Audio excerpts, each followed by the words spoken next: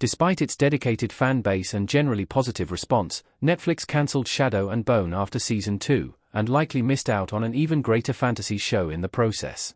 Based on Leigh Bardugo's Grishaverse books, Shadow and Bone was one of Netflix's more ambitious undertakings. Sadly, it didn't get much of a chance to grow. The series chronicles Alina Starkov's journey as she realizes she has light-wielding abilities. Because of this, she's tasked with ridding her kingdom of the Shadow Fold, and eventually the villain who created it. This is the narrative outlined in Bardugo's Shadow and Bone trilogy, but the series brings in elements of her other work as well.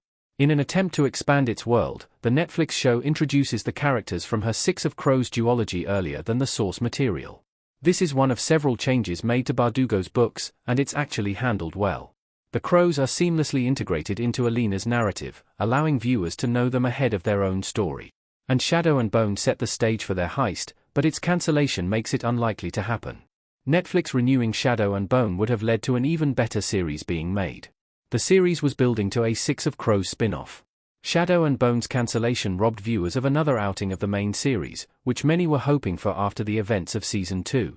While Shadow and Bone Season 2's ending offers a decent enough conclusion to General Kirigan's story, albeit one that's different from the books, it leaves questions about what becomes of Alina, Mal, and the other characters. However, it's not just Shadow and Bone Season 3 that viewers are missing out on after Netflix's cancellation. There's also the Six of Crows spin-off. Showrunner Eric Heisserer told Entertainment Weekly that they were planning to create a spin-off series centered on the crows. This is also something Shadow and Bone was clearly building to. It makes sense, given that Six of Crows and Crooked Kingdom take place after Bardugo's original story. And with the characters already cast and the world-building finished, jumping from the main series to an adaptation of the duology would have been an easy feat with the framework in place. It's likely the Six of Crows series would have been even better than Shadow and Bone, too. It wouldn't need to spend so much time finding its footing, nor would viewers need to acclimate themselves to the world. And considering the Six of Crows books are better reviewed than the Shadow and Bone novels, via Goodreads, there's a good chance the spin-off series would improve on the original as well. It could even have become one of Netflix's greatest fantasy shows, especially if it stuck to the source material. A Six of Crows adaptation was poised to become one of Netflix's greatest fantasy shows. The book's popularity and strengths would have helped it stand out. The crows, Jesper, Inij, Kaz, and Nina, in formation in Shadow and Bone. Netflix doesn't have the greatest track record with fantasy shows, as many are cancelled after just a season or two. However, Six of Crows could have been one of the streamer's strongest additions to the genre, especially if it closely followed Bardugo's books.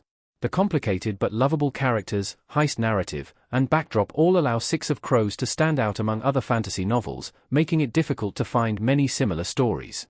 And these strengths would make a TV series just as compelling and memorable, ensuring it snagged viewers' attention. The popularity of Bardugo's books speaks volumes about the spin-off's potential, and the momentum from Shadow and Bone would have helped boost the excitement surrounding such a series. The original show being established also means that Six of Crows already had the perfect cast and a viewership it could count on, which makes it doubly disappointing that Netflix didn't capitalize on its potential. Netflix already had the perfect cast and audience for Six of Crows. It feels like Shadow and Bone's actors were made for these roles. Nina, Kaz, Inij, Jesper, and Wyland standing on a rooftop at night in Shadow and Bone. In addition to having great source material to draw from, a Six of Crows series already had the perfect cast and a built-in audience, setting it up for success. Across the board, Shadow and Bone's cast was one of the highlights of the series, with each of the actors embodying their character with passion and accuracy. Indeed, it's hard to envision anyone else stepping into so many of the series' roles. From Jessie Miley as Alina to Ben Barnes as General Kirigan, it feels like the Netflix show stars were made for their parts, and this sentiment feels the most accurate looking at the crows, all of whom feel like they are pulled straight from the pages of Bardugo's duology. Amita Suman captures Inij's quiet strength impressively, while Kit Young perfectly delivers on Jesper's signature charm and humor. Freddie Carter even succeeds at conveying the nuances of Kaz Brekker, which is no easy feat. Danielle Galligan and Callahan Skogman bounce off one another as the exuberant Nina and too serious Matthias, and Jack Wolf impresses as Wylan. Despite getting less screen time than the rest, with such a perfect cast, it's a shame that Six of Crows will probably never get made. And the actors' excitement about the project and their chemistry with one another would have elevated the series while delivering on the best parts of the books. Netflix could have had two great fantasy series, spinning a franchise that gets better with each new edition. Instead, Shadow and Bone will now go down as one of its biggest disappointments. The streamer giving up on Shadow and Bone is one of its biggest disappointments. Ben Barnes and Jesse Miley as General Kirigan and Alina Starkov in Shadow and Bone.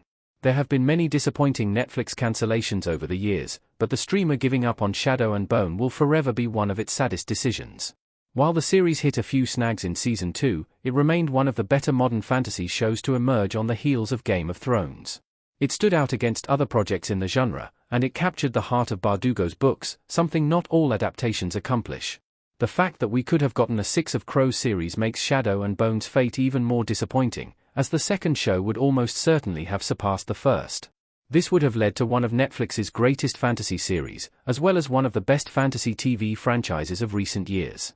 Unfortunately, it doesn't seem like Netflix will backtrack on its decision to axe Shadow and Bone, so we'll be left to imagine what that could have looked like.